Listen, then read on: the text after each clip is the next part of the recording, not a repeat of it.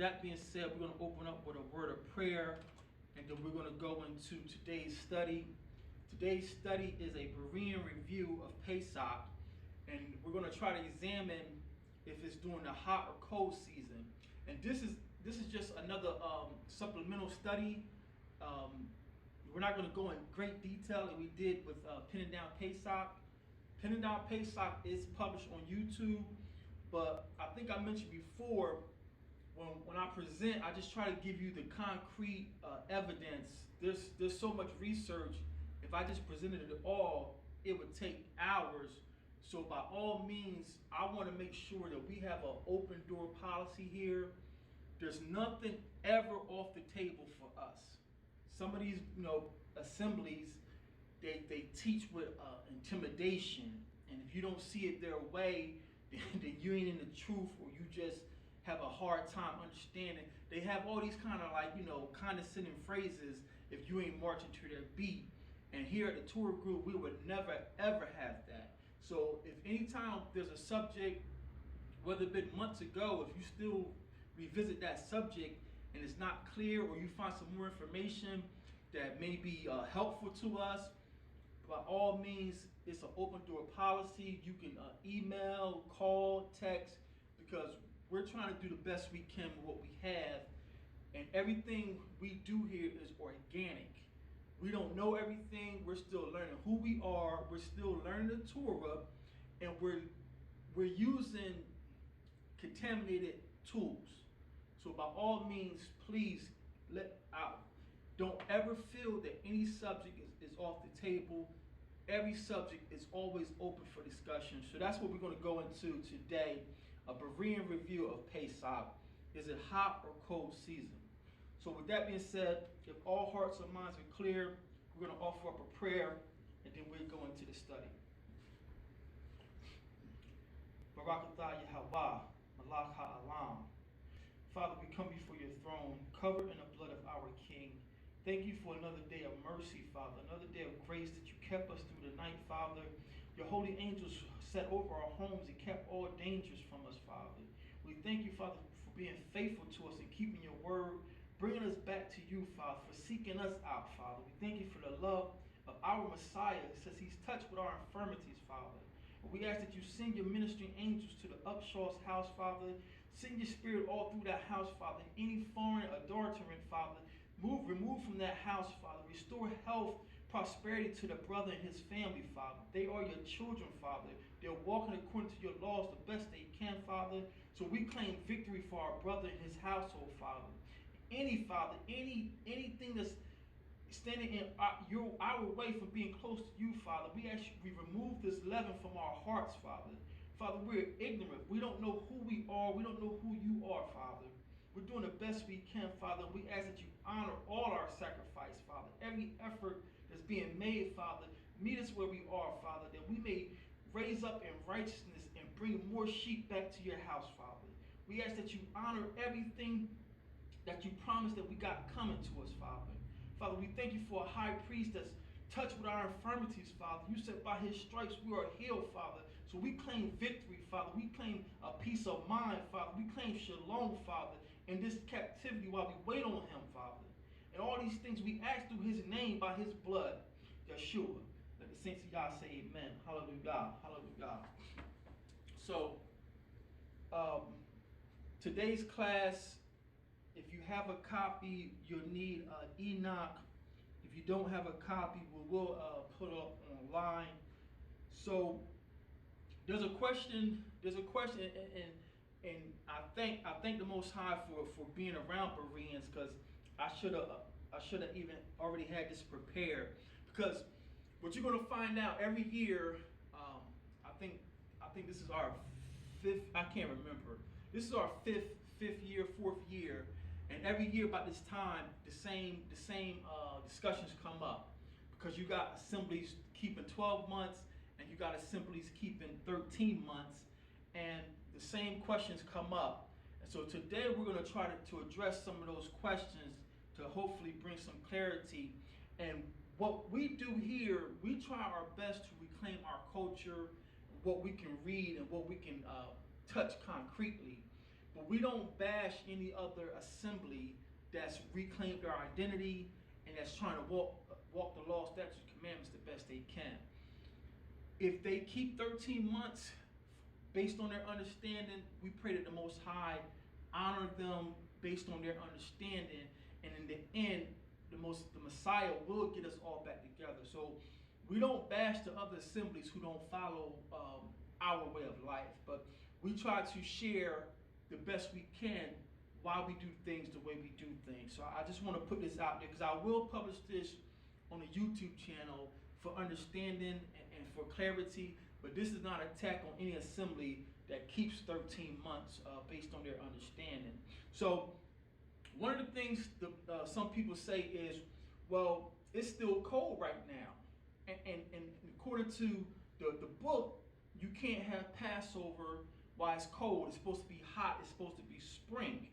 They say it's supposed to be spring when Pesach comes.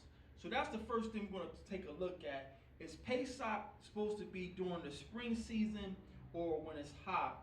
And for the first precept, we're going to go to Genesis 8 and 22. Genesis 8 and 22.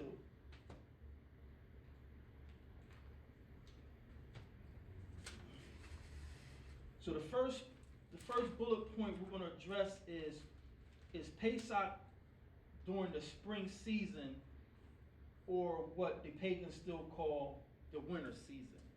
And the first precept is coming from Genesis 8 and 22. And you know what? Let me backpedal one second. I wanted to address or share with you some history about leaven. So hopefully, if the document doesn't open up for you, please let me know that I tested that password and it worked for me. If the document didn't open up for you, it's a PDF, and if it doesn't open up, I just send the document straight through. But I didn't send a whole product list that contains of things that contain leaven and yeast. It's just the list would be endless. So what I did, I just gave a generic guideline for what we look for products in our home. So anything made from sugars, alcohol, honey, things of that nature, check the ingredients, check your medicine cabinets, and what you'll find out is this custom of spring cleaning is based on us. That's not being vain or anything like that, but the pagans during this time of year start their spring cleaning. And I remember as a child, the neighbors and stuff would pull everything out the house. You would see people put couches on the porch and beat them out. The garages were being straightened up. And all these things were being done, and no one really knows why. But it's something that they got from us, because during this time of year, when we prepare for Pasach-UnLeavened Bread, we would beat the carpets, we would beat the furniture. We're trying to make sure every crumb of bread and every crumbs of crackers is out of our house. So the custom of spring cleaning has come from the Israelites. That's not being vain, that's just stating facts. And what you'll find is the Hebrew word or the pagan word leaven comes from a Hebrew word shar or sha'ar, depending on if you stress the I or not. So the Hebrew word shar, you can hear it, and you can check this. I got the I believe I did put the Strong's words on your leaven check or leaven sheet. So the Hebrew word shar, you hear two Hebrew characters. You hear the shah, the two front teeth, and you hear the ra, the head of a man. So the shar, the two front teeth, we know now that usually means to separate, to cut, or destroy. And then you got the rod, the head of a man. So when you think of leaven, we everything in Hebrew is concrete. It's something that's you can see, touch, smell, or see. And the word shar comes from the process that they discovered for making bread to rise. So I hope you can see this. This is some dough I made last night, and all this is all-purpose flour with some water. And I just mixed it up together, made this thick as a pancake batter, And already, just from last night, hold on, I don't want to spill it.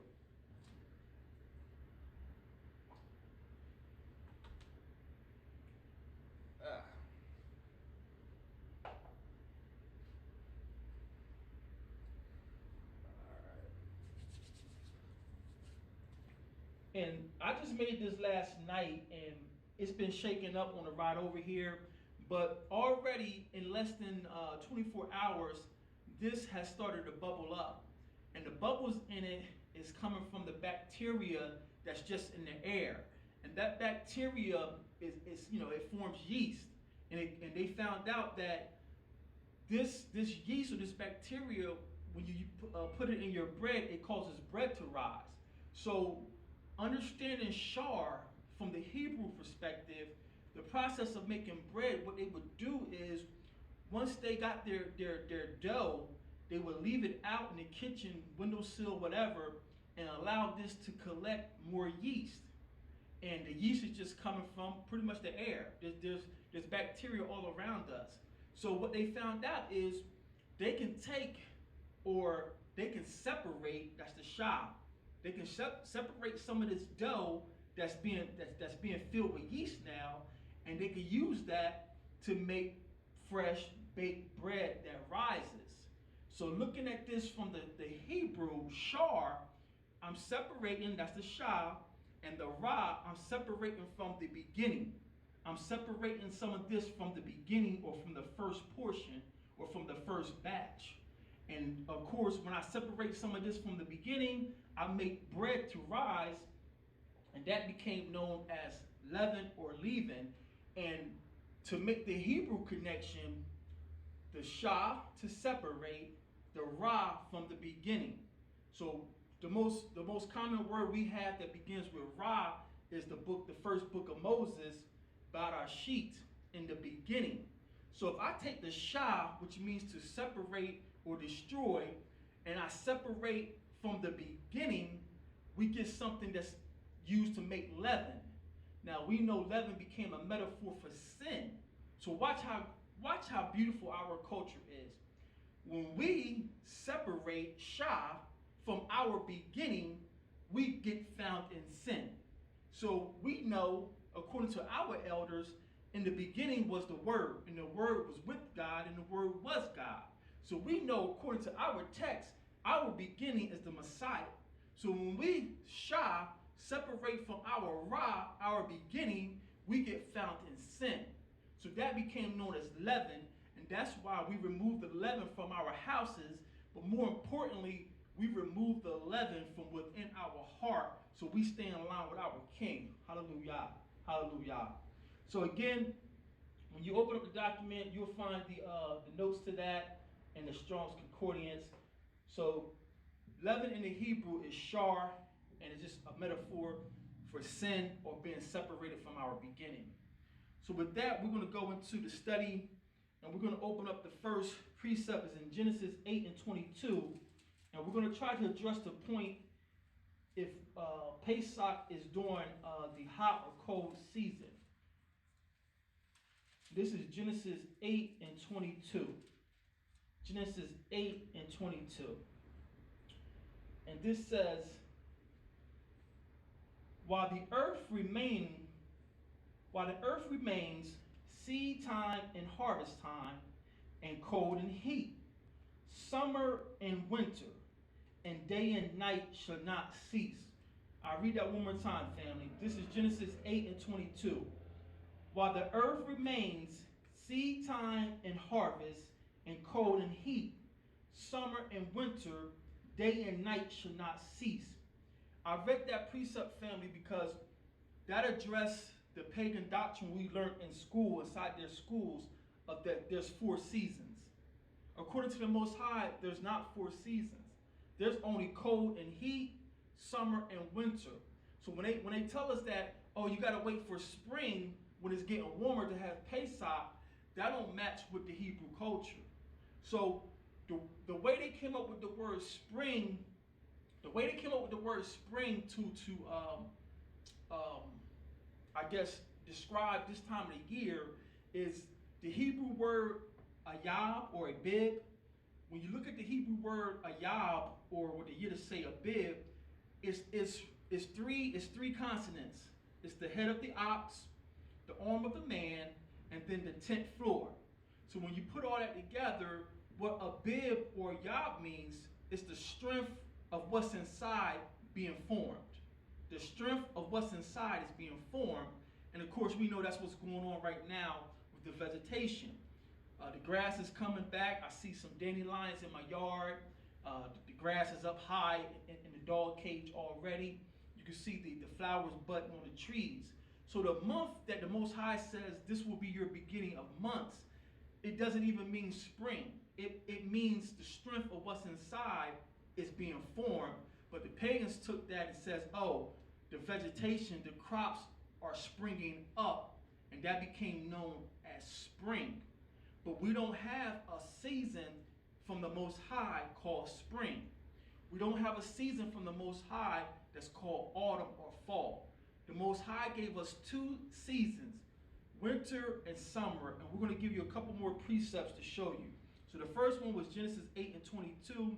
The next one is coming from Zechariah 14 and 8. Zechariah 14 and 8. There's only 2 seasons for the Most High. I need 2 hands. Give me 1 second, family.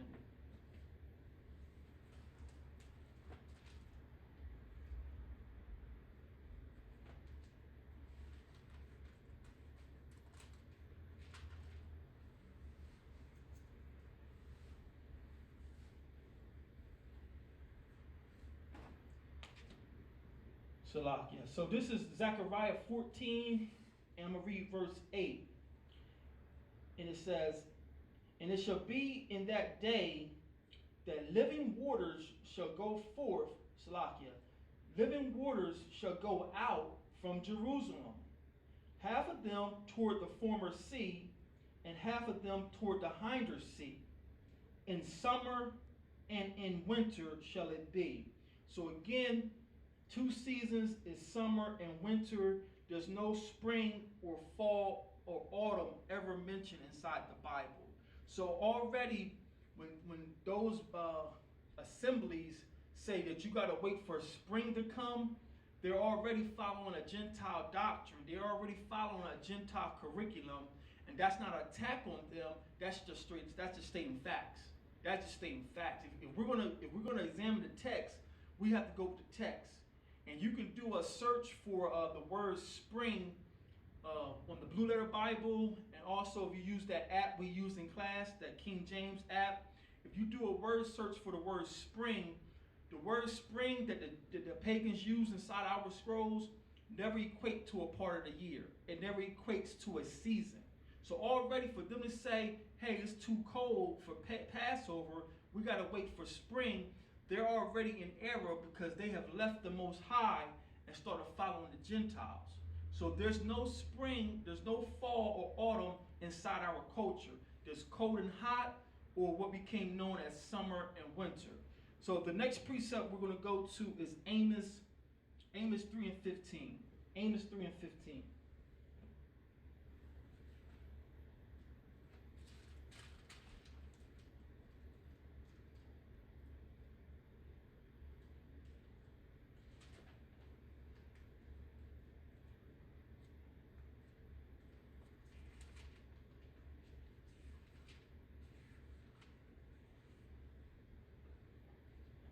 So the next precept is Amos 3 and 15. Amos 3 and 15. And Amos records, well, first of all, let's get the context of this so we know who he's talking to. This is Amos 3 and 1. Hear this word that the Most High has spoken against you, O children of Israel. It's black and white. He's talking to the children of Israel. This is Amos 3 and 15. And I will smite the winter house with the summer house, and the houses of ivory shall perish, and the great houses shall have an end, saith the Most High. So this is the Most High telling Israel, telling us, our forefathers, because of your wickedness, I'm going to smite the summer house, and I'm going to smite the winter house. There's no spring house and there's no fall house or autumn house. These are Gentile customs that's been put on us by the Gentile curriculum, aka the Jesuits. So again, the point we're driving home is this is not an attack on these brothers and sisters. When we say that Pesach got to be in spring, we're moving away from what the Most High gave us. We're moving away from what the Most High gave us. And the last one we're going to is coming from Psalms 74. Psalms or Tehillim 74.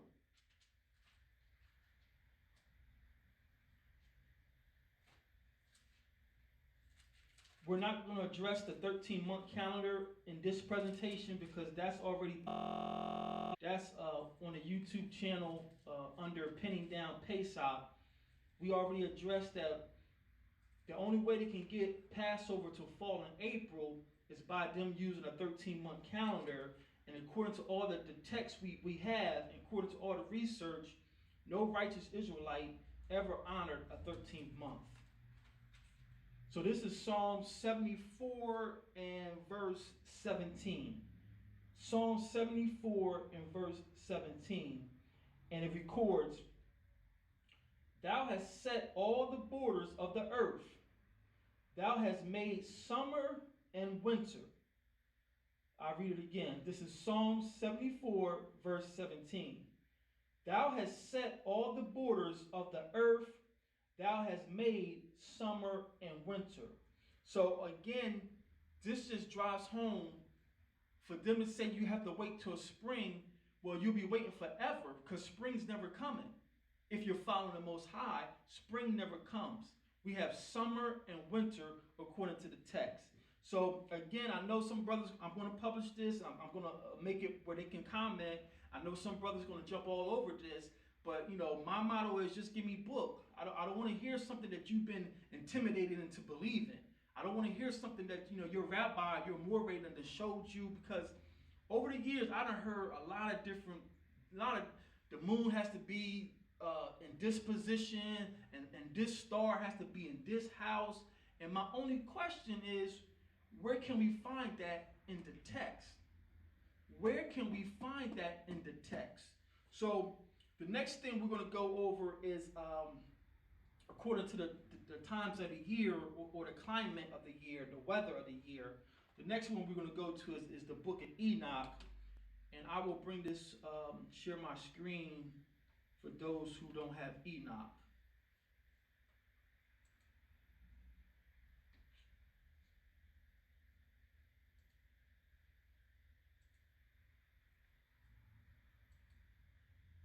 So family, if you can, let me hear Shammai when you can see my screen. Shammai, if you can see my screen. Shabbat. All praises. So this is Enoch chapter 82 and verses 15 through 16. Enoch 82 verses 15 through 16. And he says, "In the beginning of the year, Melchijah rises first. In the beginning of the year, Melchijah rises first and rules, who is named Tamamini and son. And all the days of his dominion, while he bears rule, are 91 days. So in the beginning of the year, that's where we're at right now. We're in the beginning of our year. The messenger who is ruling, his name is Melchijah, and he's also, I guess he has a nickname or whatever, Ta'amini, and I guess he's ruling the sun right now. And the days of his rule are 91 days. So if you're taking notes, just jot down 91 days. So at the beginning of our year, this messenger is ruling, and his time to rule is 91 days. And it says, verse 16, "And these are the signs of the days which are to be seen on earth in the days of his dominion." So while he's ruling in the beginning of the year, these are the signs we're going to be able to see. Sweat and cold and calms. And all the trees bear fruit. And leaves are produced on all the trees, and the harvest of wheat and the rose flowers, and all the flowers which come forth in the field. But the trees of the winter season become withered, and the trees of the winter season become withered. And these are the names of the leaders which are under them. So this angel, I use the Latin word, this angel who's ruling this first part of the year, he's going to rule for 91 days. Now, of course, we know 91 days is 3 months. So this angel is ruling for 3 months, and he has angels under him. And the names of these angels are Barkael, Elder, I'm missing you, Elder. Berkael, Zalebziel, and another who is added a head of 1,000 called Hislop, Japheth, and the days of the dominion of this leader are at an end. So this angel, he rules for 91 days, and when he comes in and rules during the beginning of the year, we have sweat, heat, and calms, and the trees start to bear their fruit. If you look outside now, we see we're in that time of the year.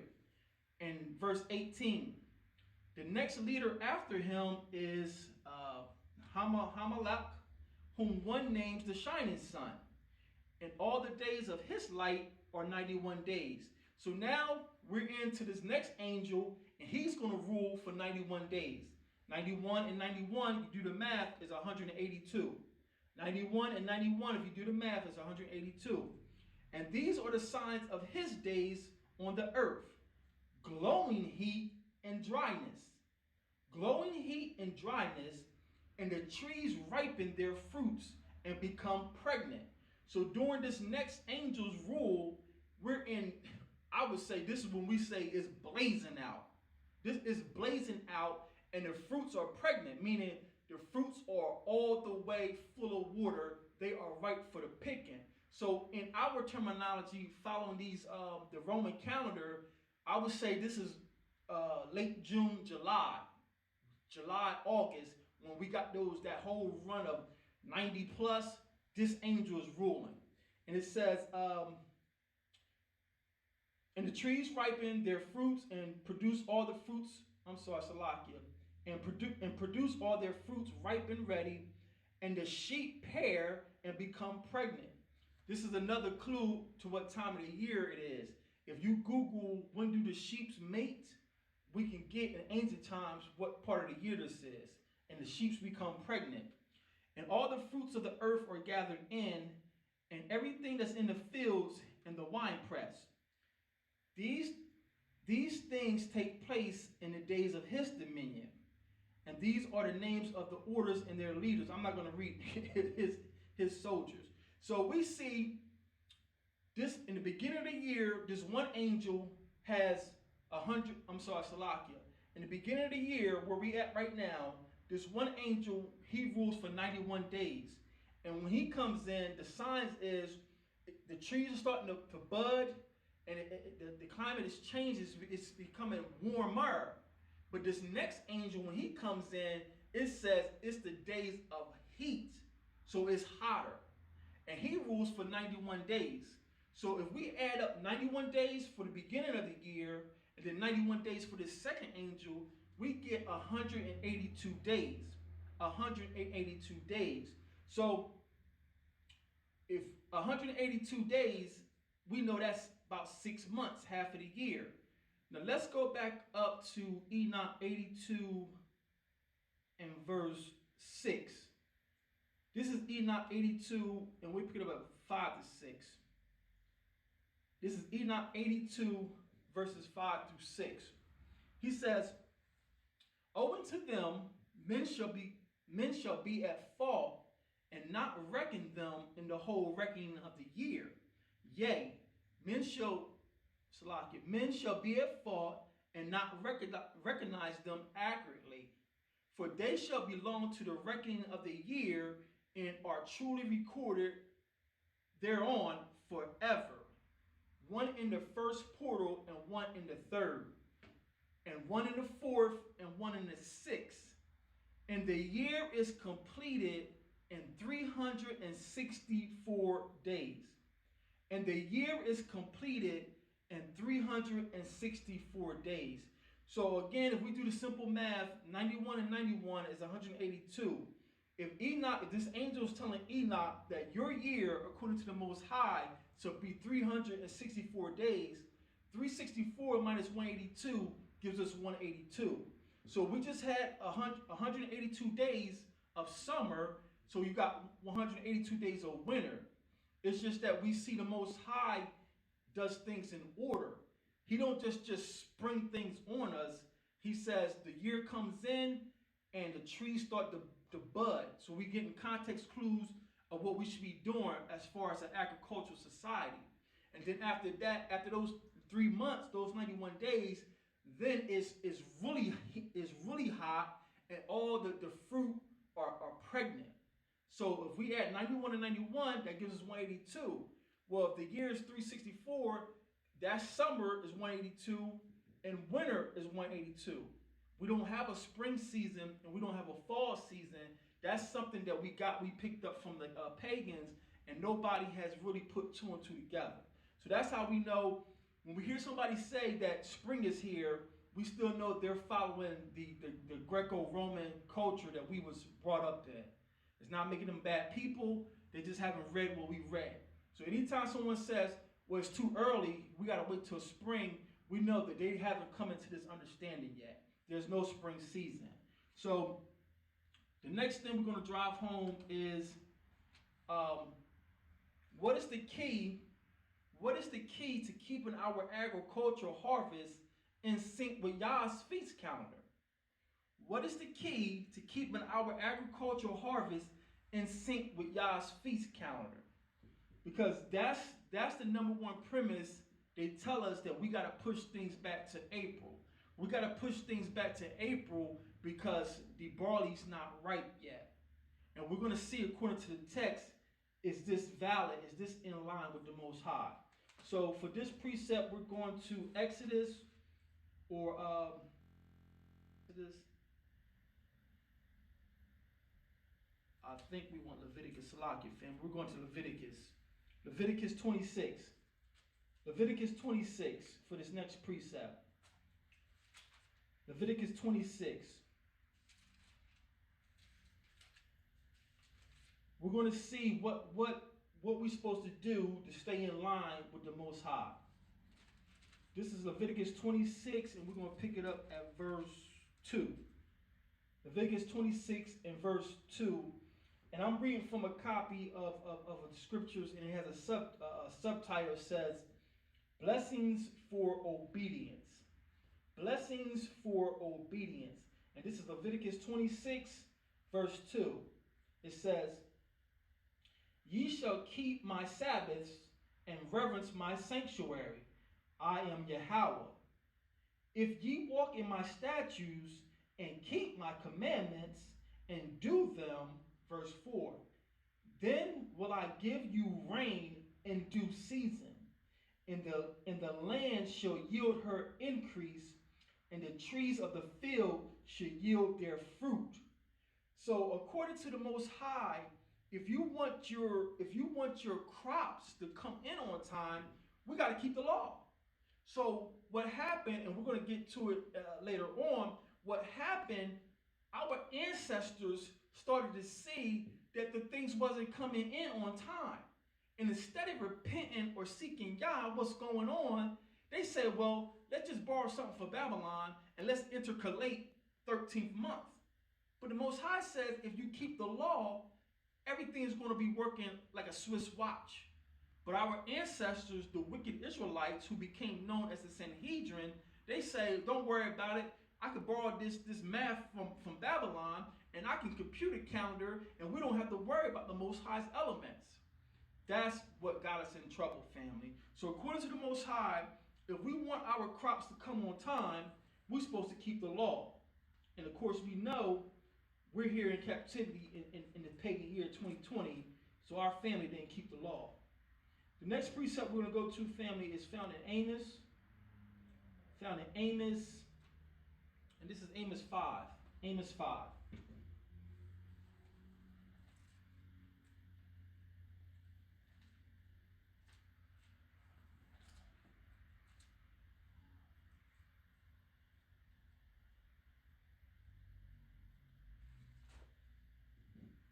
So the next precept is coming from Amos 5:21. Amos 5:21. And again, this subtitle in this text says, "Come back, Israel. Come back, Israel." So again, for everyone who's trying to attach themselves and make themselves Israel, it says, this is Amos 5:1, "Hear ye this word which I take up against you, even a lamentation, O house of Israel." This is to Israel. Verse 21, he says, "I hate, I despise your feast days." So the Most High, when you don't follow his way, he hates your feast days. He hates your feast days. So the next point we're going to address, family, is it mandatory? Is it mandatory that we have crops? Because that's their premise. They're saying, well, if the barley's not ripe, we won't be able to offer up the omer as the first fruit sacrifice. And since the barley's not ripe and we can't offer up the omer of first fruits, we got to wait until the crop is ripe. The problem that I have with that is I can't find in the text where the Most High has given us, has told us to wait. Enoch just told us that the year shall be complete in 364 days, and this is written in heavenly tablets. We can't find no commandment that says if you see your crop is not ripe, then add another month. We can't see that nowhere. So I'd rather err on the side of caution with the Most High and let him tell me that, hey, you were wrong, than follow man, where you can't show me nowhere where no prophet or the Most High ever said add a 13th month. So I'm going to stick with what we can actually touch here. So is it necessary to have barley to celebrate Passover? And for this one, family, we're going to go to Numbers chapter 9. Because again, and again, I'll show you a little later on in the class, I'll show you how they come up with this. This is Numbers 9, and let me pick it up. Is it necessary to have barley in order to keep Passover? Is it necessary for barley to keep Passover? This is Numbers 9, and we'll start at verse 1, and then we'll jump down. Numbers 9:1. "And the Most High spake unto Moses in the wilderness of Sinai, in the wilderness of Sinai, in the first month of the second year that they were come out of the land of Egypt, saying, Let the children of Israel also keep the Passover at his appointed season, in the 14th day of this month at evening. Ye shall keep it in its appointed season, according to all the rites thereof, and according to all the ceremonies thereof, ye shall keep it." So my question is, they're in the wilderness of Sinai. And for 40 years, we trekked through the wilderness because that generation was wicked. So for 40 years, we're in the wilderness. We're not planting crops. Did they have barley in the wilderness? So even if we hold the supposition that, well, yeah, barley was prevalent throughout that climate, well, could they trust that barley? Because that barley could have been planted by someone else who watered that barley. So if the barley didn't come up naturally by Yah giving us rain in due season, we can't even use that as a clear indicator that the barley is coming up. Even now in Israel, they use irrigation. They're telling the Most High, we don't need to follow your law because we don't need your rain. We could pump water to our fields. Everything these Gentiles do is against the Most High. So even if for 40 years, they're going in a circle in the wilderness. Did they have barley? And if they had the barley, was it kosher, so to speak? I use that, that Yiddish word. If they had barley, was it kosher? Meaning, was it naturally brought up by the Most High? Because if it wasn't naturally brought up by the Most High, that barley is not kosher. So this requirement that the rabbis have put on people, that you got to wait for the barley, is not lining up with the text. It's not lining up with the text. So for them saying wait till April when the crops come up, it's not in agreement with the Most High. It's not in agreement with the Most High. So this is Numbers 9, and we'll drop down to verse 10. Numbers 9 and verse 10.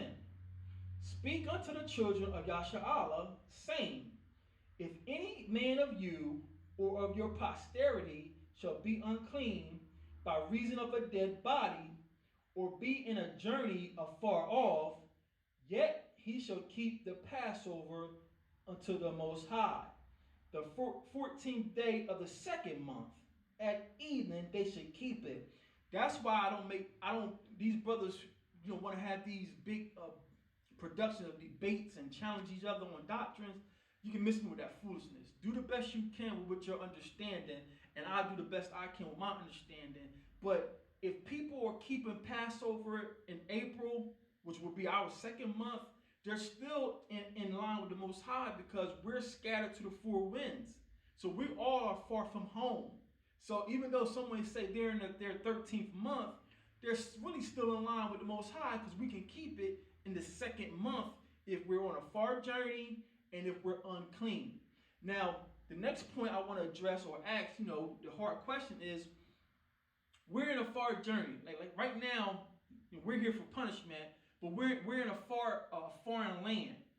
So what should we do if we're in a foreign land and barley is not a native crop to that land? If we're in a foreign land that doesn't have barley, are we to disobey the Most High? No. You are to keep the Passover according to all its rites and ceremonies the best you can. So let's just say because we do got Israelites who live in Alaska. And we know in Alaska, I believe they have to import everything as far as crops. So if we got Israelites in Alaska and Canada who can't grow crops, are they never to celebrate Passover? No. So the barley coming up is not a requirement for Passover. The barley coming up is just an indicator. It's an indicator for Israel of what time of the year it is, just in case you don't lose your lunar cycle. Because we brought out in Pinning Down Pasach, and there's other classes on YouTube, the moon is our master timepiece, not a crop and not the sun. The moon is the master timepiece. We can see it in the text of our scrolls, and we have secular resources that proves all the people of the East, the Persians, the Babylonians, the Egyptians, they used the moon as their master timepiece. It wasn't until sun worship became the dominant religion that they started this calculations trying to make the sun keep up with the moon. So again, the barley is not a requirement for Passover according to the text. According to the text. So the next piece of information we're going to try to bring out is, was Passover in March or April? Was the first Passover in March? And was the Messiah crucified in March?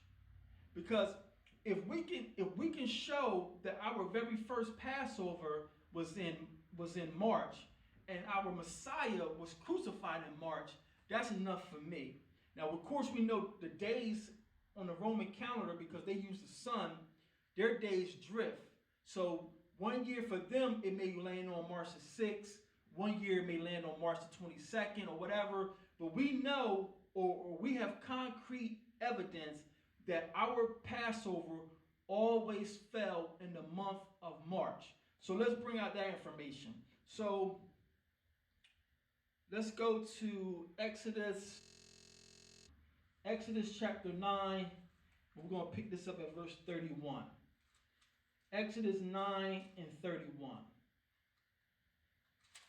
Exodus chapter 9 and verse 31.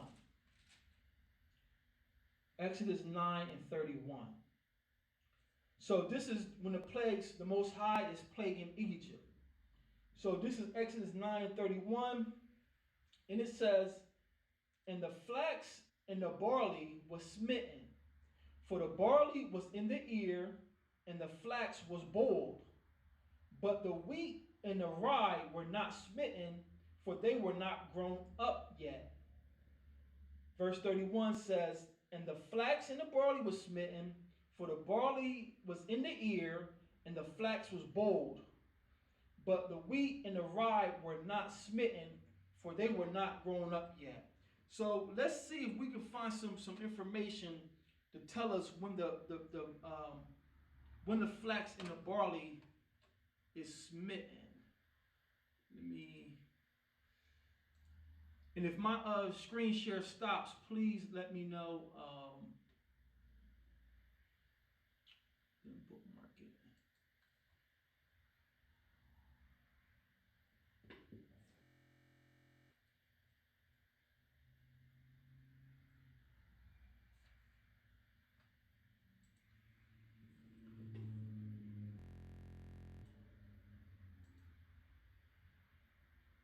So I really don't respect the commentaries from these Gentiles, but we chew up the bones, SELAH, we chew up the meat and spit out the bones when we can. Everything that the Gentiles or that we learned in church is not necessarily wrong. So this is a commentary on Exodus 9 and 31. Now we're going to read two different commentaries. Now these are Gentiles. Y'all know we don't really, follow the Gentiles, but the first one is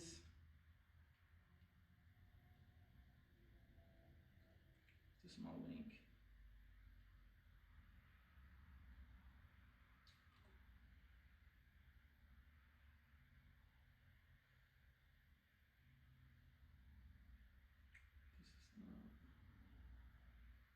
This is not SELAH family. I thought I had. Oh, is this one in? Oh, here we go. SELAH. So, can y'all still see my screen?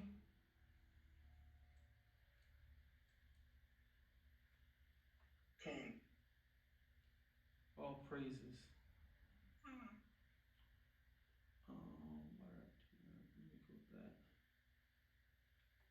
me go back. Okay.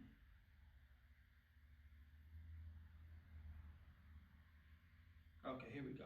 So this is Ellicott's commentary for English readers.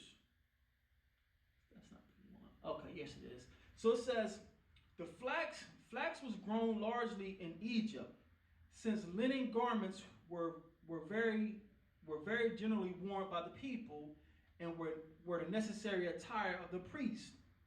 Mummies also were swathed in linen bandages, and soldiers wore linen corselets. Barley was grown as food for horses, as an element in the manufacture of beer, and as a material for inferior king of bread. The flax is boiled, i.e., forms its seed vessel towards the end of January or beginning of February. And the barley comes into the ear about the same time. So this gives us another time marker. So when the Most High brought the plagues on Egypt, and it says that the flax was boiled and the barley in the ear, according to his research, now we're not saying he's the expert, but again, we take a lot of pieces to put things together. So according to this man Ellicott, he's saying in that region of the world, the barley is in the ear about the same time, towards the end of January or beginning of February. If you have your calendars from February, from Adar, we said our Adar was falling in February, going into March, and our March then starts our Abib, or our first month. There's one more witness we get to give us a time marker. Let me make sure. I got notes all over the place. There's one man. Oh, here it is. The pulpit commentary. The pulpit commentary. It says, and the flax and the barley was smitten. Flax was largely cultivated by the Egyptians, who preferred linen garments to any other, and allowed the priests to wear nothing but linen. Several kinds of flax are mentioned as grown in Egypt, and the neighborhood of Tanis is expressly said to have been one of the places where the flax was produced. The flax is boiled, i.e., blossoms, toward the end of January or the beginning of February, and the barley comes into the ear about the same time, being commonly cut in March. So this now gets us even closer to March. And again, we got to stick with the Torah, and we got to stick with the roots of our language. A bib is Yiddish. The true word is ayab. And ayab means the strength of what's inside is being formed. It doesn't mean that it's ready or ripe. So when the Most High plagued the crops, the barley was coming up, but that don't mean it was ready to be harvested. And again, we got resources to say this is closer to the end of February, the beginning of March, when they can start to see the barley. So this gives us a little clearer picture of what time of the year that the plagues of Egypt was coming and our first Passover was celebrated. And I don't want to skip any notes. And if I don't address anything, family, please jot down your questions and save them for the end, just in case it's something I don't cover. And I try to see if we got some resources to answer the question. So the next piece of information, we've seen this before, and but it's valid. We're going to go into the document 2 Babylons, and we're going to read a testament of Socrates. Again, I don't respect Socrates. I don't respect nothing that's non-Hebraic. But again, if you respect this man as a historian, then you have to consider what he's saying.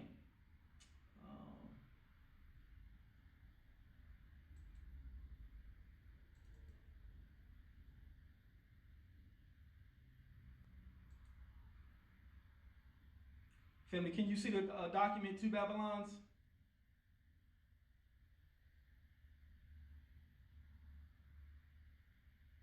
No, I can't see it. Can't see it? All right. I can't see it either. Okay, 1 second.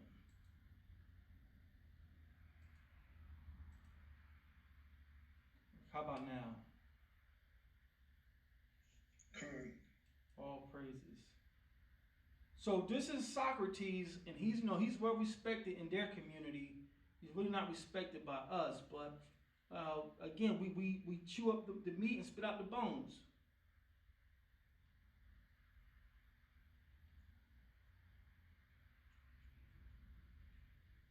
No, I had it highlighted. Oh, here we go. No.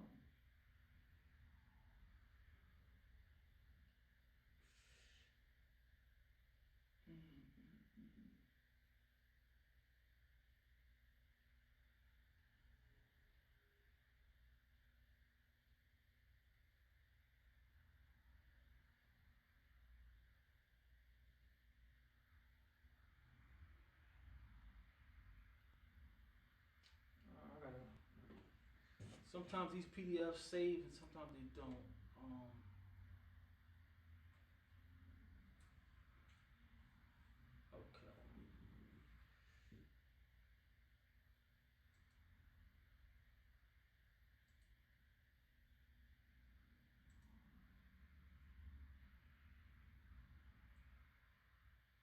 Okay, so this is Socrates. Is it big enough, family?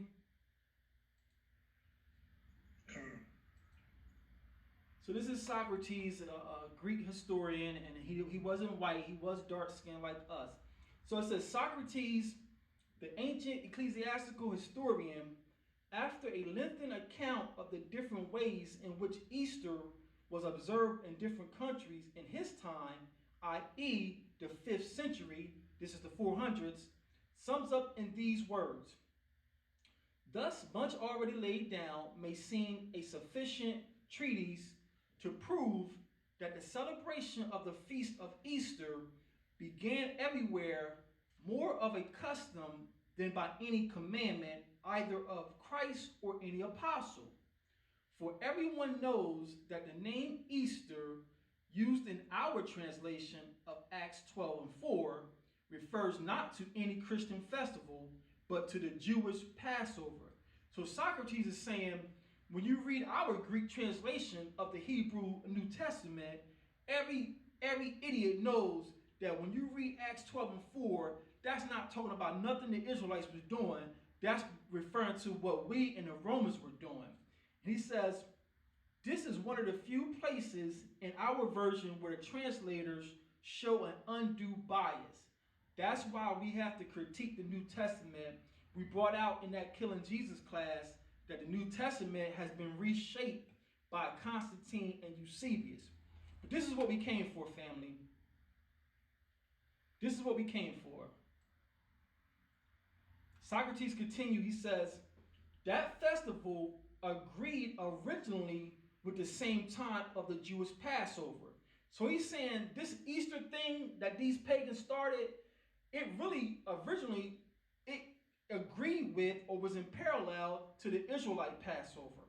He says, when Christ was crucified, a period which in the days of Tertullian at the end of the 2nd century was believed to have been the 23rd of March. The 23rd of March. Again, we have reference after reference that Passover, if we use the pagan calendar, always fell in March. We never have any righteous resource that ever put Passover in April. So these are just resources that some of these brothers just haven't come across yet. That's all that is. So that's another ancient resource that puts us in March. It puts us in March.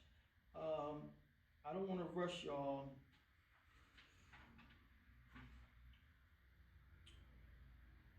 Okay, so the next resources we're going to pull up, and again, I wanted to point out when it says here, i.e. the 5th century, this is the 400s, early 400s, and Christmas was nowhere around yet. The Romans hadn't even made up Christmas yet, so I just want to point that out. The next piece of information we're going to go to is Josephus. Hopefully I got the PDF.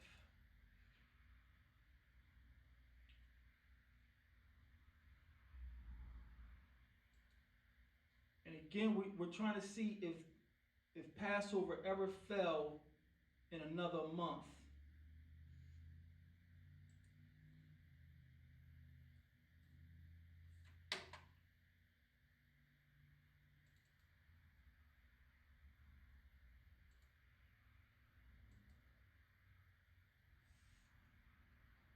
Okay, can y'all see Josephus, family?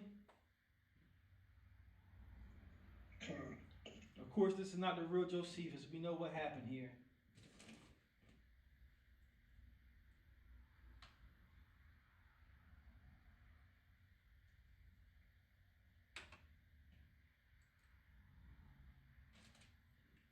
So,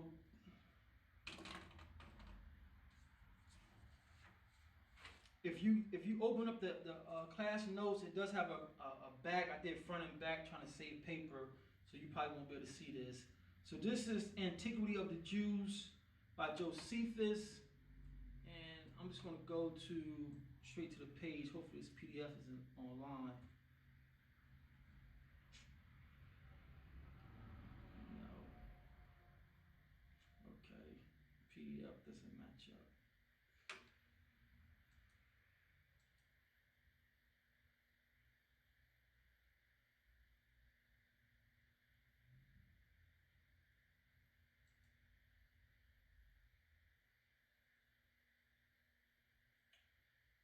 Okay, here we go. So this is Josephus. Again, he's been vetted. Of course, everything, his records have been tainted. We know that. We know that. That's why we have to look at everything through the Hebrew culture. That's why we're learning the Torah. Because even though Josephus' record has been approved by the Caesar at the time, we know over the years he's been, because he originally wrote in Latin. He was bilingual, but because he was in Rome, he wrote his record in Latin. It's now been translated into other languages. So of course we know that his records have been tainted. And one thing to mention about his record, he wrote the description of the Messiah. And his description of the Messiah has been altered or defamed in all his copies, except the one that was in Russia. It's funny how the Russian icons are dark, and the true description of the Messiah by Josephus has only been preserved by the Russian version. And in the Russian version, Josephus describes the Messiah as having a light beard, a swarthy complexion.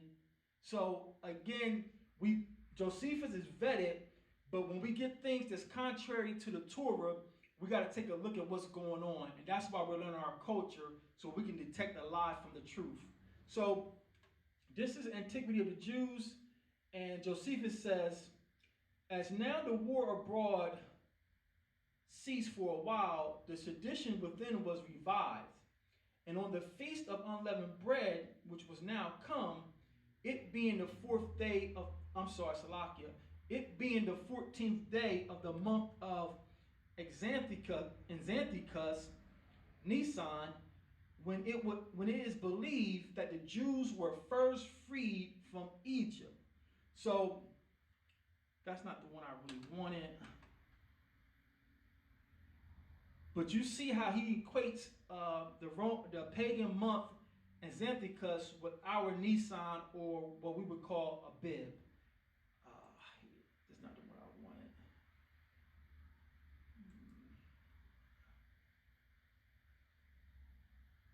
Here we go. This is the one I wanted. So it says, since Josephus still uses the Syro-Macedonian month Xanthicus for the Jewish month Nisan. So again, Josephus is using the terminology or the calendars around him, but he's letting you know it equates to the first month of the Hebrews. So let's find out when the month of Xanthicus was from the pagans.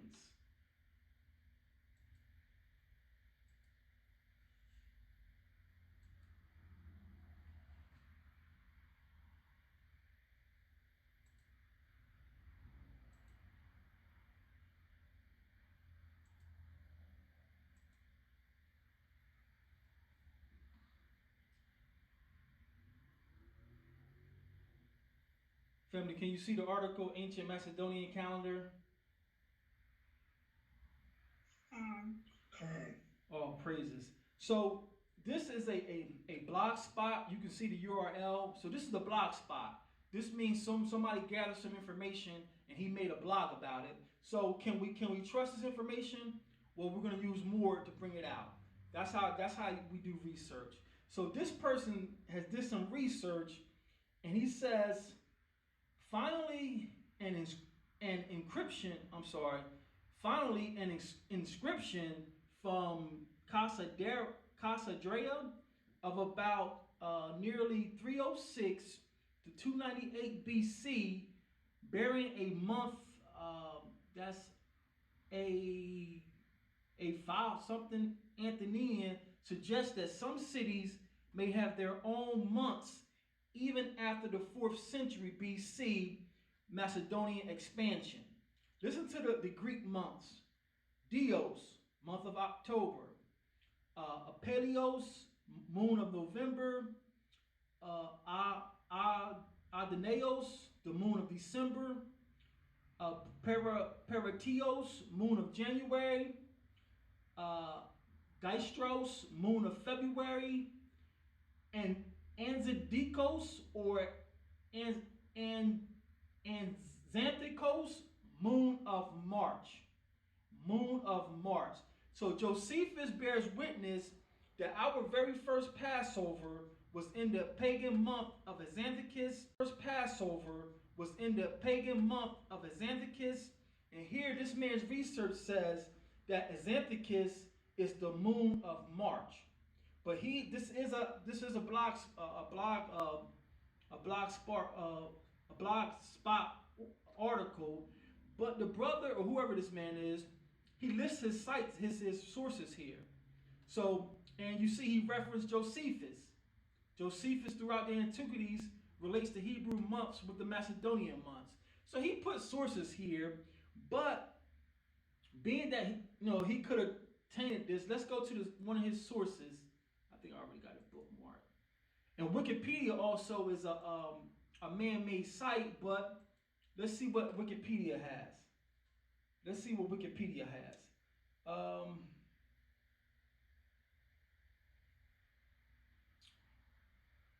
Family, did this Wikipedia come up?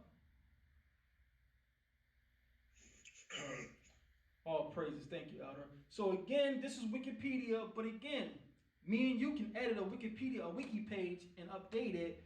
But we see again, Xanthikos or Xanthikos, the moon of March.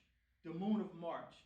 So Josephus bears witness that our very first Passover was in the moon of March. So again, we got ancient resource after ancient resource putting us in March.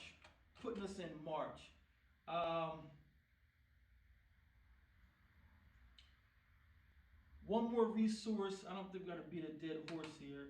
One more resource, and I just found this one just doing, because again, there's no pride with us. Some of these brothers get caught up in, I've been teaching so long and I got churches syndicated, and I don't care how long you've been teaching, you should keep a humble heart because new information is coming out all the time. And there's some brothers that predicted that we were supposed to be out of here in 2019. And none of these brothers have come out and publicly recanted anything, but they just keep rolling, and that's wickedness, that's pride.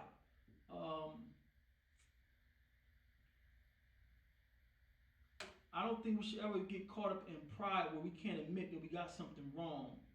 It's nation first.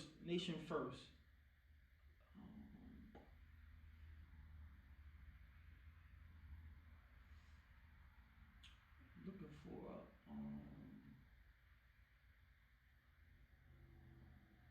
I got this one resource I just found. Just came.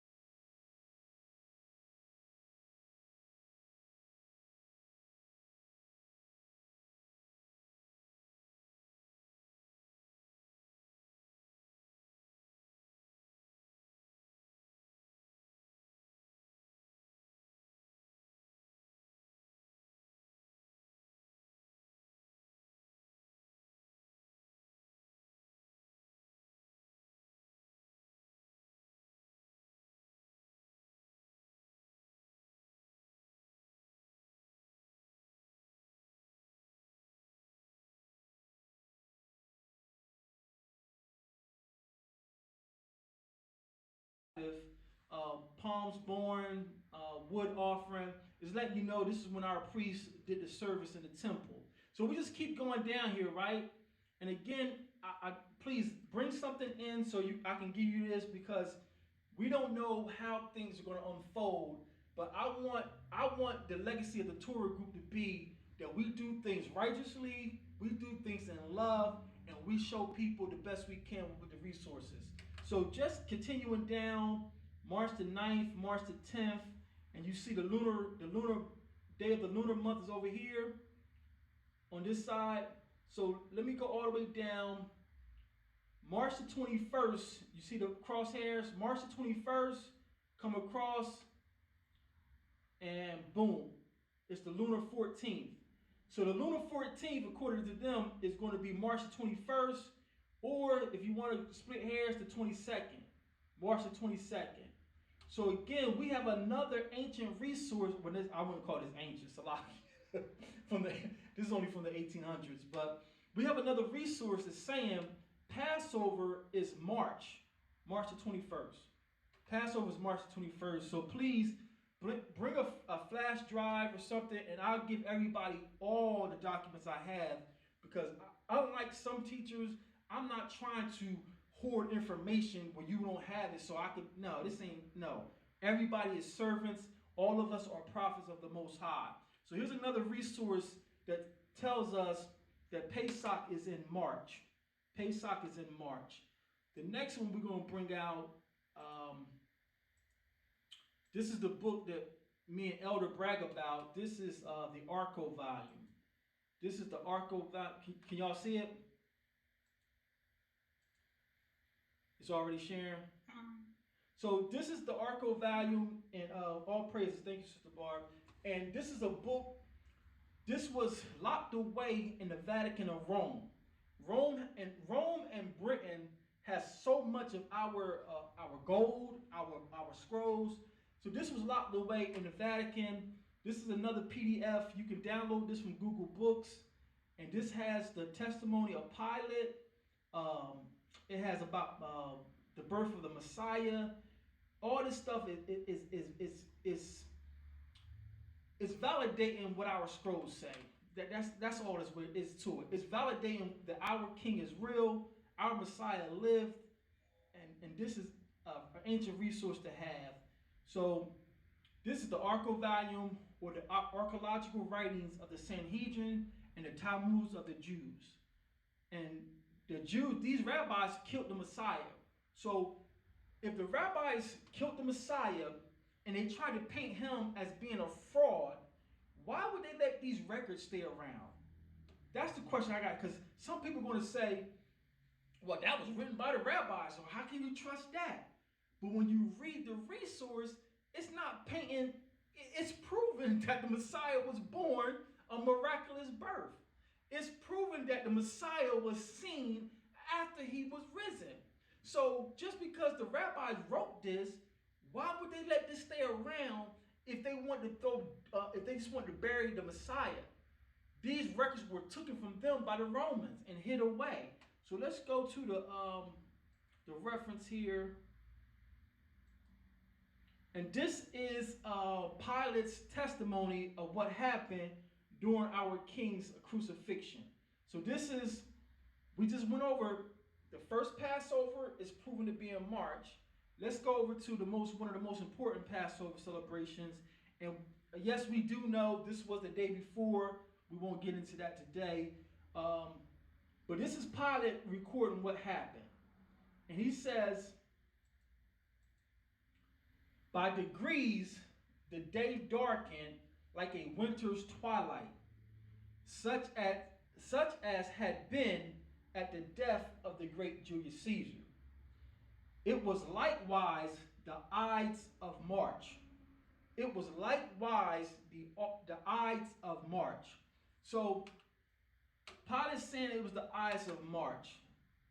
Let's see if we can determine when the Ides of March was.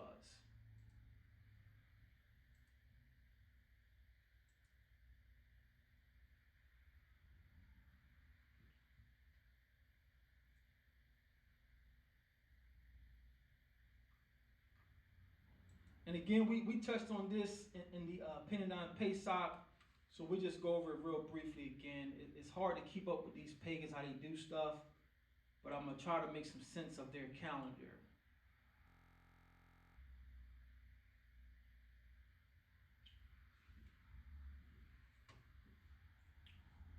So it says, if March 15th is the Ides of March, what does that make March 16th? And this page got a lot of ads in there, family, so just bear with it here. Is it still populating? No, I can't see anything. We might be losing it.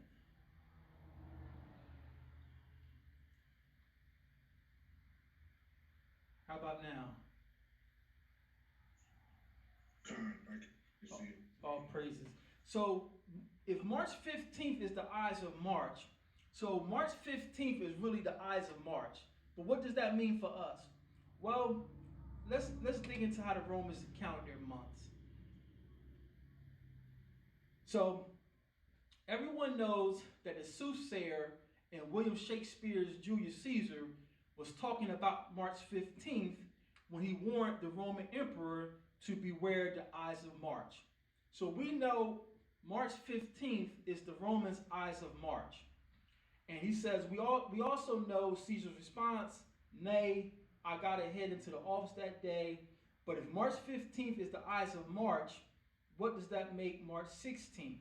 So he goes and makes plain how the Romans do their months. He says, each month important dates. The calends, the first day of the month.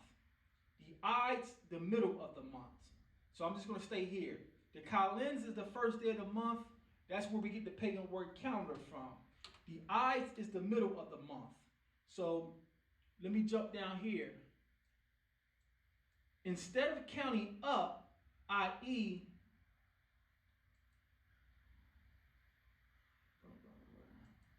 all right, instead of counting up, i.e., March 10th, March 11th, March 12th, Romans kept track by counting backwards and inclusively from the calends, the Ides, or noons. So it took me a while to grasp this. I hope I can try to explain it. So March 10th was the 6th day before the Ides of March. March 11th was the 5th day before the Ides of March. So March 15th is definitely the Ides of March. So Pilate says they killed Messiah on the 5th or on the Ides of March. So it was March the 15th. That lets us know Passover was March the 16th, because research showed they killed him on the day before Passover, because the New Testament says, 2 witnesses says, let's not kill him on the Passover. 2 different witnesses, John and Mark says we can't kill him on Passover. So we know the time track, they slayed him the day before. So March 15th is the Ides. They killed him on March the 15th. That year, Passover was the 16th. So,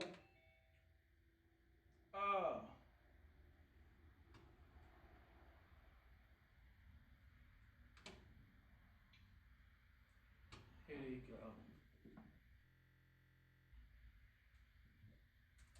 Did I lose y'all?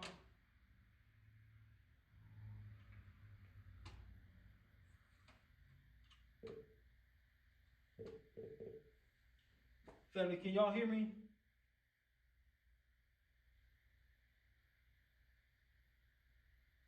Family, can you hear me? My screen just went black.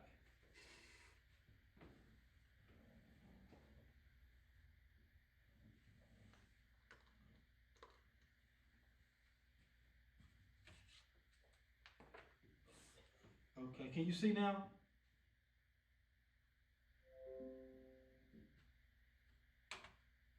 Are we back, family? Can you see the screen?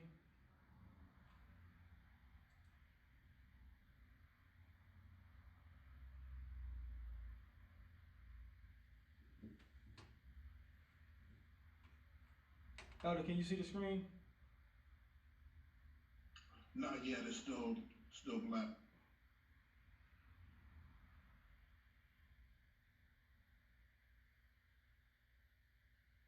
There's too many ads on this page. That's what's killing my little hotspot.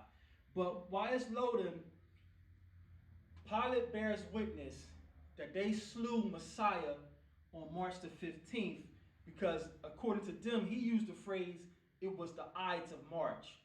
Historical records prove that the Romans' Ides of March is March the 15th. What this article is explaining that the Romans counted their months backwards from 3 different periods. So let's just focus on the Ides. So if the Messiah was killed before March the 15th, let's just say he was killed on March the 14th. That would have been the first of Ides, meaning that's that's 1 day before the Ides.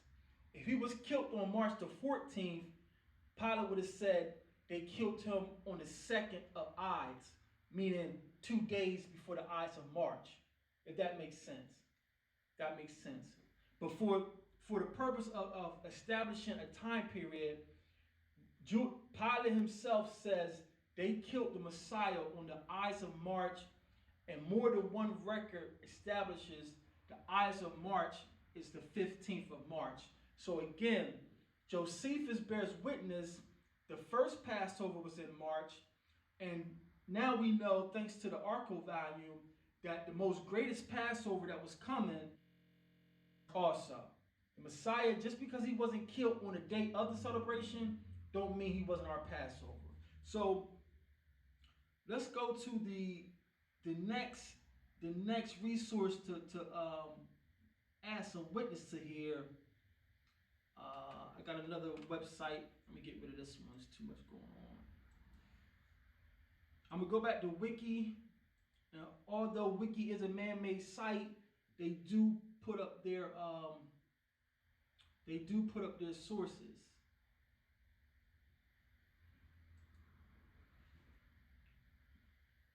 And we're almost done with this class.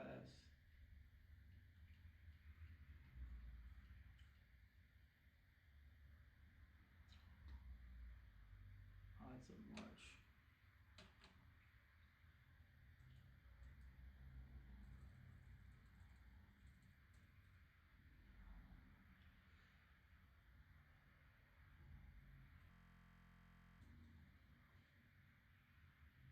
So this is the Ides of March according to Wiki.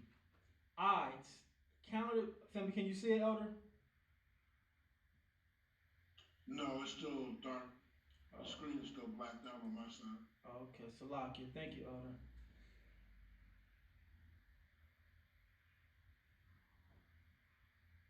I'm gonna start a new share. There's a lot going on. All right, family. Zoom is freezing up on me, so it looks like I'm gonna lose y'all. I may have to start another Zoom link.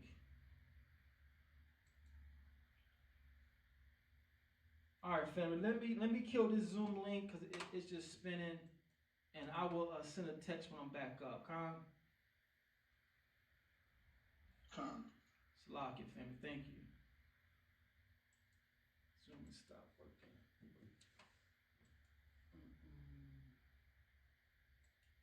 Site back up.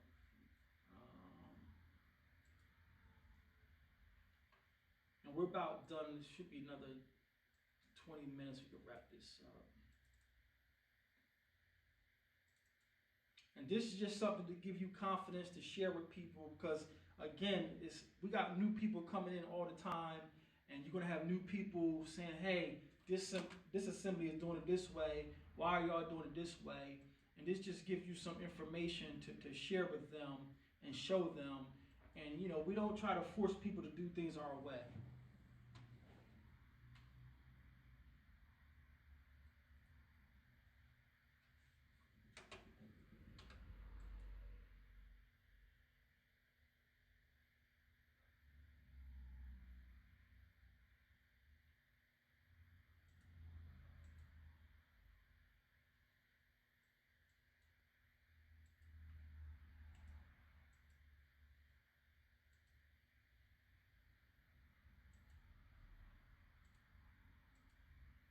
Okay, family. So this is just another resource to validate that the Ides of March for the Romans is March the 15th.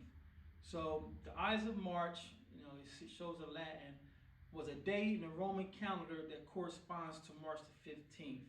So we have record that shows that they killed the Messiah on March the 15th. They killed the Messiah on March the 15th.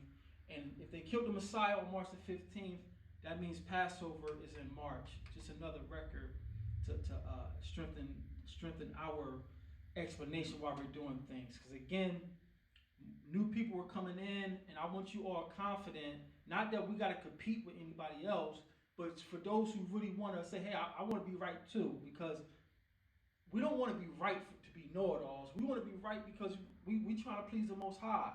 So if we got historical evidence to validate why we're doing things a certain way, then if you're confident and you can show it to other people, then let the Most High do the rest. But we got source after source that puts Passover in March. The first Passover was in March. One of the greatest Passovers when they killed our king was also in March. So the last part of the Berean study is we want to take a look at the climate during Passover. Because again, and this is not to disrespect any elder if he sees this when this gets published, but one year, one of the elders, he also, and again, I'm a baby to him. He's an ancient in this, and he did a great work for this.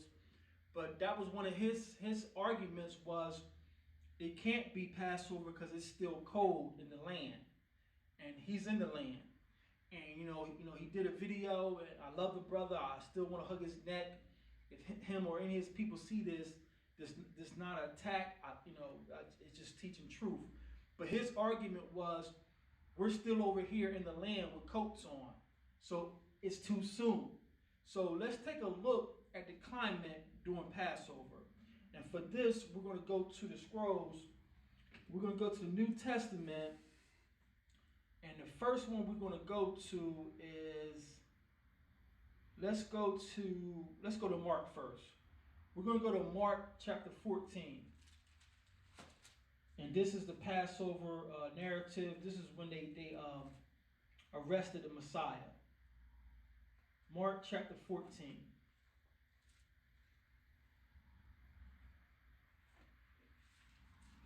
So this is Mark chapter 14, and we'll pick it up at verse 54. Mark 14 and 54.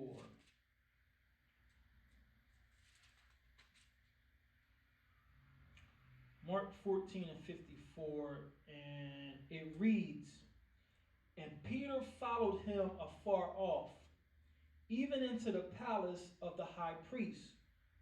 And he sat with the servants and warmed himself at the fire." I'm going to read this again, family. This is Mark chapter 14, verse 54. "And Peter followed him afar off, even into the palace of the high priest, and he sat with the servants and warmed himself at the fire." We can trust Mark's record because Mark was the disciple of Peter. Mark was Peter's disciple. So Mark is recording first-hand accounts what Peter told him. And Peter told Mark that he followed them as they arrested the Messiah, and Peter followed them all the way into the palace of the high priest.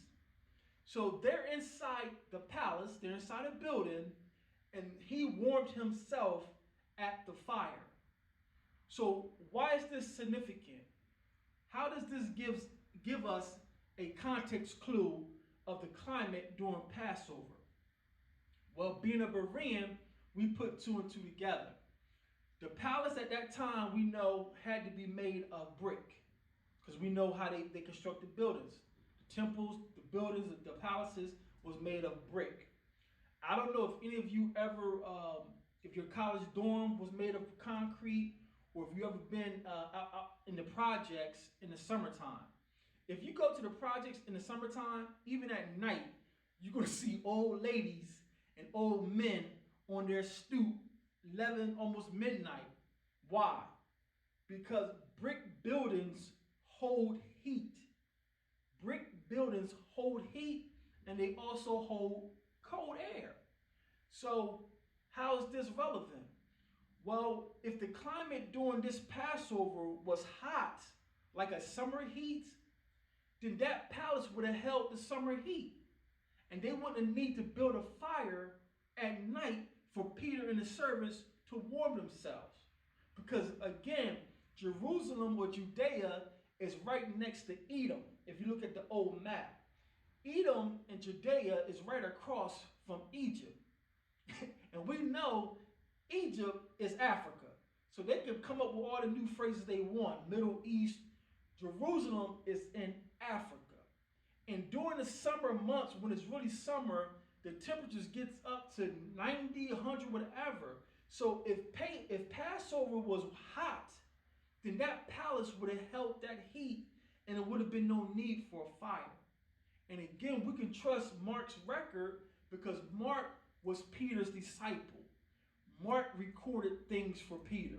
So let's get a second witness. And for this last witness, we're going to go to the book of John. The book of John. And we're going to pick this up at John chapter 18. John 18. This is John 18 and verse 11. John 18, I'm going to start at verse 11, and I'm jump around a little bit. So this is John 18, verse 11. And it says, Then Yahshua said, Then said Yahshua unto Peter, Put up thy sword into the sheath. The cup which my Father hath given me, shall I not drink it? Oh my goodness. Whew. Then the band and the captain and officers of the Jews took Yahshua and bound him, and led him away to Ananias first, for he was the father-in-law to Caiaphas, which was the high priest that same year. Now Caiaphas, verse 14, now Caiaphas was he which gave counsel to the Jews that it was expedient that one man should die for the people. So I wanted to come to this verse because we're getting more and more people who want to put themselves in our shoes, because we're getting close to our, and everyone want to hold on to our Messiah, and they want to add things to the book. And we're not being gatekeepers, but if you're going to teach this book, if you're going to teach my history, and I see it, I'm going to make sure you're teaching it right. So we're not a cult here at the Torah Group, so I don't expect you all to follow what I follow. You're your own man or woman, you're an adult. But I'm in my Phineas season, and I'm destroying any false doctrine that I see. Any doctrine that's misleading my people, I'm going to address it and shut it down. This verse right here proves that a Jew, Caiaphas, was the high priest. And Caiaphas told them it was necessary for the Messiah to die for the people, not for the world. It was necessary that Yahshua died for us, the Israelites. He did not die for the world. And I stand on that. I got record upon record. I can see it in our scrolls. Our Messiah died for our redemption. So that's why I brought that one out. I'm tired of playing with people with this false religion. I'm tired of playing with people. So I'm going to drop down to verse 17. This is John 18 and 17. Then said the damsel that kept the door unto Peter, Art not thou also one of this man's disciples? He said, I am not. And the servants and officers stood there who had made a fire of coals, for it was cold, and warmed themselves, and Peter stood with them and warmed himself. We got two witnesses saying it was cold. Now some may say, well, it was cold because the night had come. Again, we got to be Bereans, family. And Elder Rashim said something profound a few weeks back, and it's holding true. These brothers are saying things with conviction. Some brothers even say things with intimidation to get people to grasp onto it. And I don't care how much you scream something, how much you condescend, and you want to crack jokes. If it don't line up, it don't line up. Now, I ain't saying that you shouldn't be passionate about what you're doing, because Jeremiah told us this truth is like fire shut up in our bones. And that's the truth. We all get excited about when we get this truth. But just because someone is passionate and saying things forcefully, don't make it true. If it was a warm time of the year, there would be no need to warm this building, because concrete brick buildings hold heat. So if it was hot during the year, this building would have held that heat. It would be no need to start a fire. So let's wrap this up with some screenshots I took to show the people. And I'm going to show you, where is it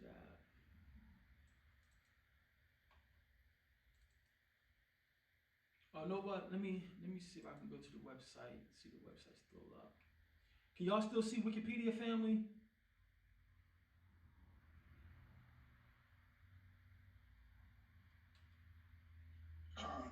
All praises. So I'm gonna try this again. Hopefully it don't crash. I'm gonna bring up the one of the resources we use to track the moon.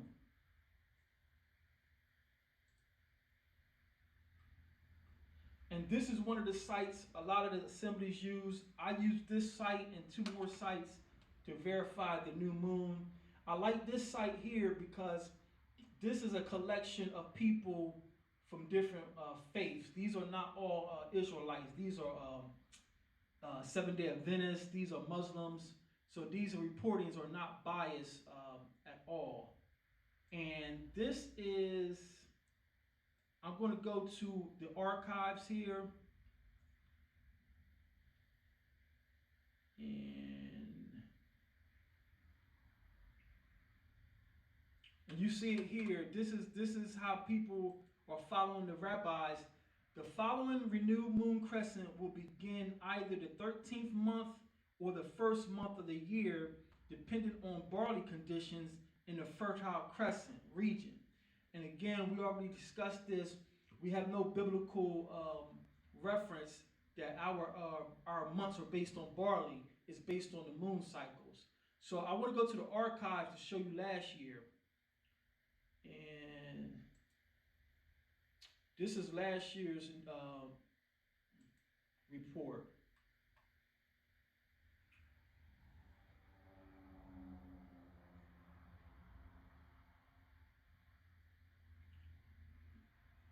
Did it go? No, did it go? This is still this current year, isn't it?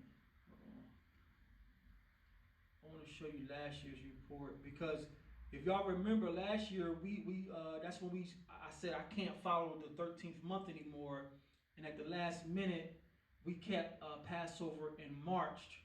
Okay, here we go. So this is last year. So last year, I can't stay here too long either. Last year, they said because of the barley not being ripe, they had to add a 13th month. And it even puts the barley report here. The barley report was negative, so that's why they're following the Sanhedrin practice. If the barley is not ripe, they're adding a 13th month. But there's no biblical reference to ever do this. I want you to see the date.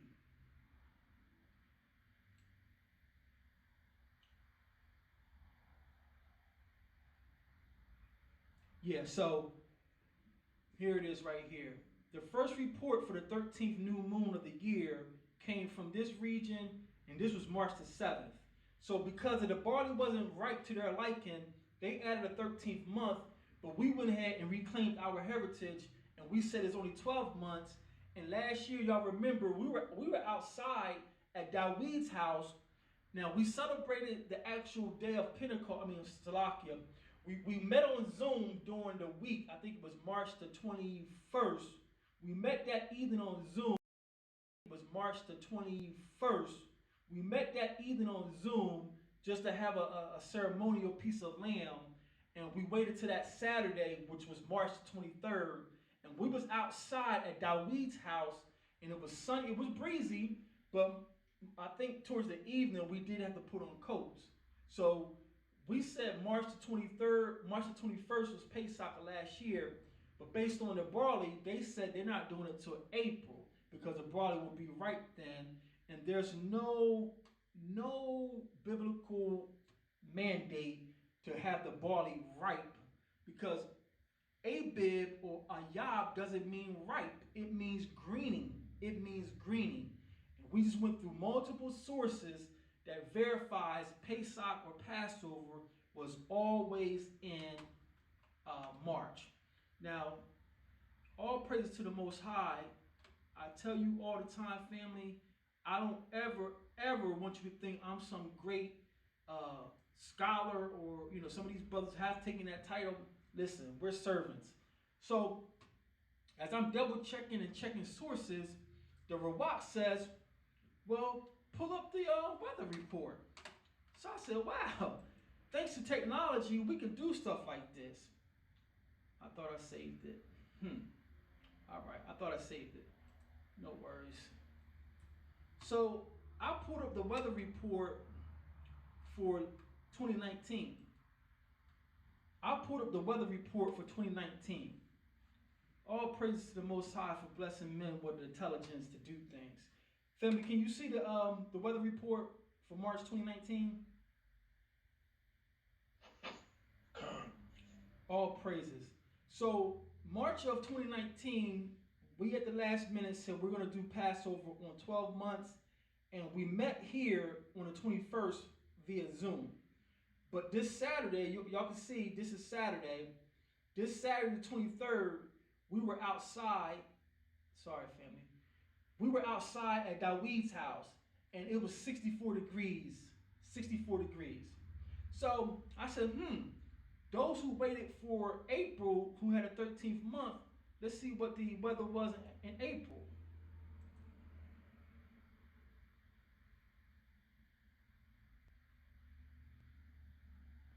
And this is to address the question of the temperature. So in March, don't do that. All right, fam, we gotta hurry up. Let me wrap this up. So in March, it was 64 degrees, right? Can y'all still see the screen, family? I just disappeared. Yeah, we gotta hurry up. I don't know what's going on. The devil don't like this teaching. I know what Christians say. The devil don't like this. So those who kept the 13th month, 30 days later, waiting on the barley. Well, you're saying it can't be cold. It gotta be warm. Well, let's just say that y'all waited April, let's say 15th. That week it was 69. 69, and let's go up to 75. So if they waited another 30 days, let's even go to the 21st. Let's just say those who kept 13 months says, the barley's not ripe and it gotta be warm. It did get warmer. The 21st, which is exactly 30 days later than us, it was 65 degrees. How warm was it on March the 21st, family? 64 degrees. All praises, elder. All praises. So 30 days earlier, it was 64 degrees. Now, let's just take the highest degree that week for those 13-month people. The highest day that week was 84 degrees. Now, Sister Nicola and Sister Latoya, she's no longer with us, but for my family that grows crops, because I'm just trying to get into this thing, I got to get my seeds planted, is 64 degrees and 84 degrees. That's a 20 degree difference. Would that make a difference for crops? Because I don't know. I'm a city boy. Would the crops really know a big difference in 20 degrees? That's just something we got to ask. And also, from them who say it can't be cold, how much colder, how much warmer is 20 degrees? How much warmer is 20 degrees? So, when you take a look at our culture, you take a look at everything we have, the records that's pointing to March. Everything is pointing to March. And then what really blows my mind, for the assemblies who don't read the so-called pseudepigrapha, I can understand why they're in the dark. But there are some assemblies who read Jubilees. There are some assemblies who read Enoch. How can you read Enoch, who constantly says multiple times, Uriel told Enoch multiple times, the year will be 364 days. It's written in heaven. So how can you come behind the angel, the Most High's angel, and say, oh yeah, but now because of such and such, it doesn't line up. So the last precept we're witness we're going to bring, and we're going to say shalom, is we're going to bring Jubileess chapter 6. Jubileess chapter 6. Because Moses was told that when the children of Israel keep these commandments, the Most High will give us rain in due season. And long as we're in order with the Most High is going to keep us in order. Everything we do, family, is based on us keeping the law, statutes, and commandments. And the last thing I want to say before we read this precept is, I didn't have it prepared, or I forgot to prepare it, but our Christian family and friends inside the church says, no one, to this day, I still hear preachers, because I guess us Israelites are getting popular, and people are listening to our posts, and people are, so these preachers are constantly trying to say, no one can keep the law. No one can keep the law. No one can be perfect. No one can keep the law perfectly. But the same Jesus that you say you follow said, be ye perfect, for I'm perfect. So why do you throw the law away, talking about no man can keep the law, but you accept this Jesus character who's telling you to be perfect? It's because they have been beguiled by Satan, and they're following, like Elder Rashim say, they're following a false construct. So when you get time, family, use those tools, the studylight.org and the Blue Letter Bible, and research the word perfect in the Hebrew. The word perfect in the Hebrew doesn't mean that you're not going to falter. The word perfect in the Hebrew, I don't want to call it. It just means to have balance. To have balance. So yes, the only man perfect is the Messiah. The scroll says Job pleased the Most High, so someone say he was perfect. All we know is the Messiah is the only one that I bear witness he came without any flaws. He came in this flesh and he lived this thing to a T.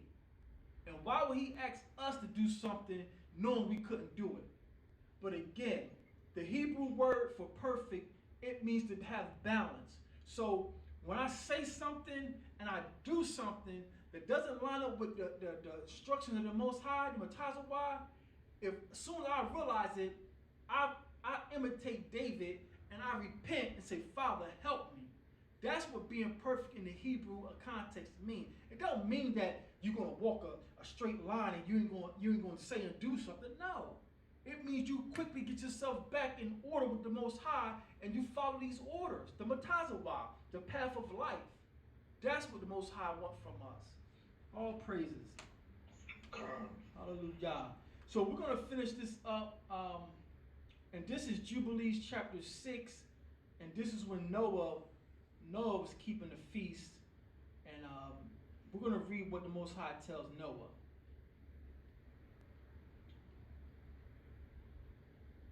And again, I don't want to come down on the Christians, but the Christians tell you that they don't follow the feast days because it's been done away with, and they think it was only started with Moses, but it wasn't started with Moses. It started way before Moses. So this is Jubileess. Oh, let's go down. So right here at verse 27, we're at the 10th month. And on the new moon of the 10th month. So let's go down. Now here we go. This is Jubileess 6 and 30. And this is what the angel is telling Noah. And all the days of the commandment will be 252 days. And these will make the entire year complete. Thus it is engraved and ordained on the heavenly tablets. It's ordained in heaven, family. All the days of the commandment will be 252 days. I'm sorry, Salakia. All the days of the commandment will be 250 weeks of days. And these will make the entire year. According to the Most High, his cycle of the moons are complete in 52 weeks. Verse 31. And there is no neglecting this commandment for a single year. There is no neglecting this commandment for a single year from year to year. So this leap month and this leap year is all Babylonish worship. You're following Babylon. You're following Babylon. Jubileess chapter 6, verse 32. And command thou the children of Yahasharahla that they observe the years according to this reckoning, 364 days. And these will constitute a complete year. How many times has it must be said? There's no clause if you don't see the crop. There's no clause if the moon ain't 6 and 12 o'clock. There's all these man-made things being added. We can't find written down by no righteous Israelites. Everything that these people are following has been handed down from the wicked rabbis, the Sanhedrin, who hated the Messiah. I'm not following nobody who hates the Messiah. Like it or love it, that's where I'm at. If you're following people who hate the Messiah, good luck with that. Good luck with that. So it says, SELAH, family. It's really, we're at the door, family. I don't have no time to be with wishy-washy people, and I don't know about this. Listen, I'm marching forward, family. That's why I've been in this thing 20 years, so those just coming in, all praises to you, but this is where I'm at my walk. I'm marching forward. I'm not looking back. I'm not looking back. If the Most High, you ain't grabbing onto him, I have no confidence in these people. I have no confidence in a job, in a bank account. I have no confidence in these people. I'm putting my faith in the Most High. So let me finish this up, family. And thou command thou the children of Yahasharahla that they observe the years according to this reckoning, 364 days. And these will constitute a complete year, and they will not disturb its time from its days and from its feasts. For everything will fall out in them according to their testimony, and they will not leave any day nor disturb any feast. But listen to this, family. This verifies what Moses was told. Jubileess 6 and 33. But if they do neglect and do not observe them, meaning the children of Israel, if Israelites do the if Israelites do neglect and do not observe them according to Yah's commandment, then they will disturb all their seasons, and the years will be dislodged from this order. And they will disturb the seasons, and the years will be dislodged, and they will neglect their ordinances. Verse 34. Jubilees 6 and 34. And all the children of Yahasharahla will forget and will not find the paths of the years, and will forget the new moons and the seasons and Sabbaths, and they will go wrong as to the order of the years. So again, family, it's been already given to us. We were already warned that when the sons of Jacob disobeys the covenant, when we forget the commandments, our whole world, the world of Israel, is going to be turned upside down. That's why it's hard to tell if it's winter or if it's summer, because we're out of whack. There is no spring season. There is no fall season. Most times when you read a Hebrew scroll and they use the word season, it's meaning the appointed time. The appointed time. Like, for instance, a woman is supposed to have her child in the appointed season. Well, what's the appointed season for a woman to have a child? 9 months. Seasons never ever apply to the weather in the Hebrew scrolls. So family, that's all I have, family. I'm trying to give a little bit more understanding. Again, this is not to attack any Israelite assembly. If you're keeping 13 months, because that's your understanding, may Yah bless you. May Yah bless you. But the Torah Group, based on all the research we have, we keep 12 months, and all the research we have put our Passover in the month of March. So with that said, I say Shabbat Shalom. The floor is open for any questions, comments, or